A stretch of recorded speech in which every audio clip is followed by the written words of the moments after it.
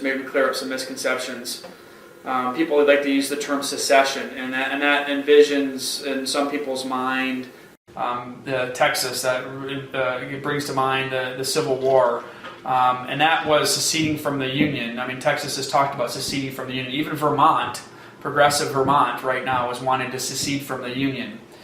We're not asking to secede from the Union, so not secession in that term. We're asking to divide the state or to leave the state. People can call that secession because it is seceding from the state, but that misunderstanding I think that people have that this is seceding from the Union. That's a little more radical than what we're proposing. What we're proposing is a constitutional process laid out by our founding fathers and our framers, Article 4, Section 3. They envisioned this day when differences would become irreconcilable. The revolution has been won. The foundation of our country has been built into the Constitution. We have to follow that constitutional process. So all we're asking for is a restoration of government, if you will. We like to use the term restoration. We like to think ourselves as restorationists. We're not revolutionary, we are restorationary. What we're trying to restore government to its primary purpose. Government is most accountable to its people at a local level. What we envision is a federal government which, with its enumerated powers, a state government that understands its rights under the 10th Amendment to push back on the federal government, a thin state government that says we need to respect local control, local rights. In a state like Colorado, as is the case with a lot of states throughout the country, there's a diversity of values. Even within the state, within the rural parts of the state, there's a diversity of values. Within the urban parts of the state, there's a diversity of values.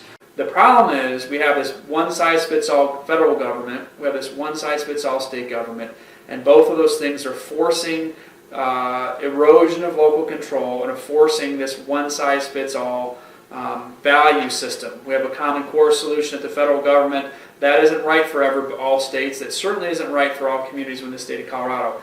The right thing to do is to flatten the state government, get back to the federally enumerated powers within the Constitution. States need to step up and fight that federal encroachment at the state level. And then the states need to understand that they don't have this large authority as well. They need to push that control back down to the local level. And if you have a community like Boulder, Colorado, which is very, very different than El Paso County, which is very, very different than Craig, Colorado, or Cheyenne Wells, or Greeley, Colorado, each of those communities can best reflect the values and the economy within the context of that. You have a very diverse set of economies, a very diverse set of values. So what we're proposing is not this one-size-fits-all.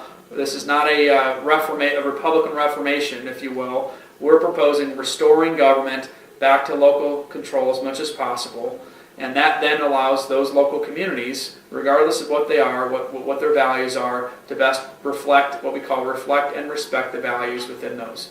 So hopefully this clarifies things for you. I know there's been a lot of misconception.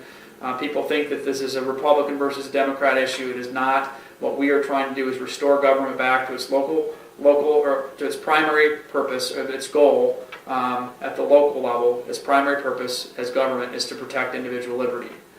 So, hopefully this clears it up. If not, please contact us on our website. We would contact us page at 51ststate.org. So it's 51ststate.org, 51ststate.org. Contact us on that page.